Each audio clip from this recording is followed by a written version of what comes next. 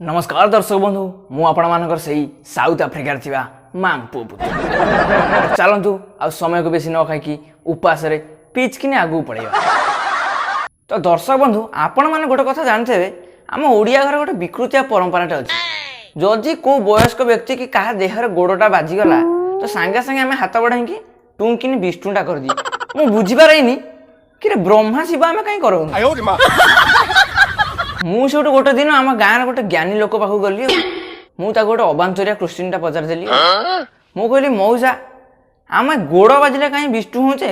हाथ बाजिले कहीं विष्णु होने से महापुरुष जन से मत उत्तर देले अरे बा आम गोड़े चलुचे तो तले अपरिष्कार जिनस गुड़ा रोचे अलिया मलिया आसना जिनस तो आम माड़ुचे से अपरिष्कार जिनस माड़ुथार गोड़ बाजिगला आम विष्णु होचे मो मुंड को सांगे सांगे पोक चढ़ला मु कहली कि मौसा आपण झाड़ा बसिक पानी छाड़ू गोड़े ना हाथ में बुढ़ा सब कहला हाथ में मु कहली निज घुओ बोली से परिष्कार आउ कहार माड़ीदे से अपरिष्कार बुढ़ा मुह तलू कर घर गला। तो आउ गोटे कथा आप लक्ष्य करेंगे सबू परिवार निरामिष एमती आलू सारू कखारू ये मार्चल बाहर निरामिष हेले पियाज रसुणटा आईस कि पियाज रसुण कौन पाप कर ना राति अधरे माछ कुकुड़ा आउ छेली गुड़ाक सहित किस कर दी जाती आउ गोटे से आप लक्ष्य करेंगे देखिए आम सब पूजा पर्व दशहरा दीपावली विश्वकर्मा पूजा आप देखिए सब कल मटर से गाड़ी हथियार सब पूजा करके शंखा दीपट बांधदेवे सिंदूर लगेदेवे कि एम सब पूजा करदे से गाड़ी खराब हेनी ना से हथियार गुड़ाक भांगनी ना गाड़ी में बसिक गला एक्सीडेंट हेनी गोटे कम कर दीटा गाड़ी आण तार लिंग लगे दियो मेल फिमेल बाहागर करदे पूरा शंखा दीपट लगा लगे सिंदूर लगे मंगलसूत्र पकई छाड़द। आउ गोटे कथा आप लक्ष्य करेंगे ठाकुर ठाकुराणी अलग अलग केतटा ठाकुर ठाकुराणी अच्छा निरामिष आउ केटा ठाकुर ठाकुराणी अच्छा आईष पाखे बड़ी पड़े से आईष खाइबे कि आम तो छोट बड़ू जाचे सबू ठाकुर गोटे आउ सब प्रतिरूप ता माने ठाकुर डायरेक्ट इनडायरेक्ट चिटिंग करूँ से केतटा ठाकुर रूप नहीं आईष खाऊँगी आउ केतटा ठाकुर रूप नहीं निरामिष खाऊँगी आम मझे पशिकी बड़ी पड़ू। तो दर्शक बंधु आउ गोटे कथा आप लक्ष्य करेंगे विभिन्न पूजा पर्वाणी जमी दशहरा आप देखिए जो पूजा है कि जो मेढ़ टाणी रखिकी सीटी पूजा प्रोग्रामटा है गछ काटिकी आनिकी ता आगे छुईदेवी गछ मान कदली गछ कि कदली गछ कि दोष कला ता अधारू काटिकी आनिकी छोट छोट गछ गुड़ाक दीपटे गेट पाखे नहीं बांधिदेवे कहे आमर पूजा कि तुम बिछुआदी गछ आनी लगौन बाईडंग गछ नटी नुटा ठाकुर कौन कही कदली गछ अधारू काटिकी आनिकी लगेले मु शांति पाइबी ना हेबी से कदली गछर पत्र को भोजी बाहागर फागर आनी काटिकी खाइब आउ पर्व कदली गछ को डायरेक्ट काटिकी बांधिकी रखिब आउ किछि दिन पर कदली गछटा थब जे कदलीटा खाइब। आपण गोटे कथा लक्ष्य करेंगे बासी पानी नगद पानी कि ए दीटा खुणी कौन मत दिने गोटे सार मत कहले अरे लिकु पानी टिके दबु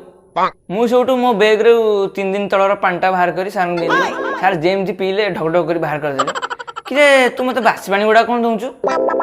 के दिन रखुचु मुझे सारे 3 दिन तलू रखी आउ ढाणी ना बासी पानी देला बेले मत ठोकिन जाबडा मो मुंड पूरा टीण होगला मु सार सब प्रश्नटा माड करदेली मु कहली कौन सारे बासी पानी कौन माटी तले पानी को वर्षरू अच्छी चिठी बासी पानी होनी आम ऊपर को बाहर करके बोतल भर्ती कर 3 दिन रखीदे बासी पानी हो। तो आउ गोटे कथा आप लक्ष्य करेंगे एवं सब कौन ट्रेंड चलती गोड़े आउ हाथ में कला सूता गोटे गोटे बांध मु दिन जा गोटे झील को पचारि आलो माँ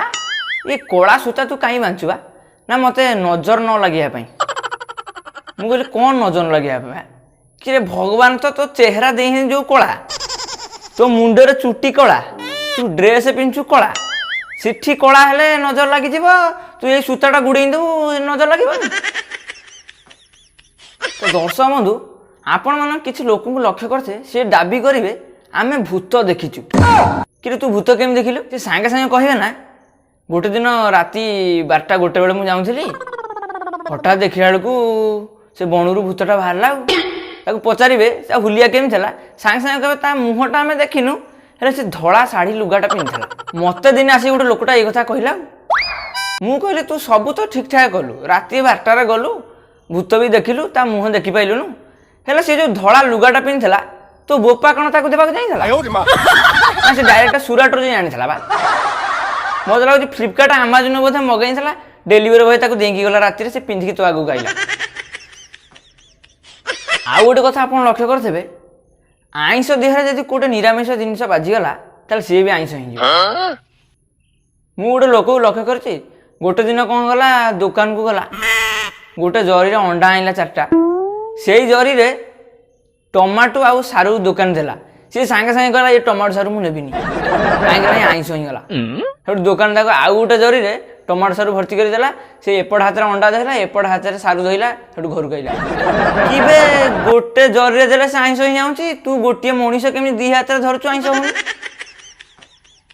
ଦର୍ଶକ ବନ୍ଧୁ, ଯଦି ଭିଡ଼ିଓଟି ଭଲ ଲାଗିଛି ତାହେଲେ ଲାଇକ୍ କରନ୍ତୁ, ସେୟାର କରନ୍ତୁ ସାଙ୍ଗମାନଙ୍କ ସାଙ୍ଗରେ, ଆଉ ସବସ୍କ୍ରାଇବ୍ କରିକି ଚ୍ୟାନେଲକୁ ଟିକେ ଗ୍ରୋ କରାନ୍ତୁ।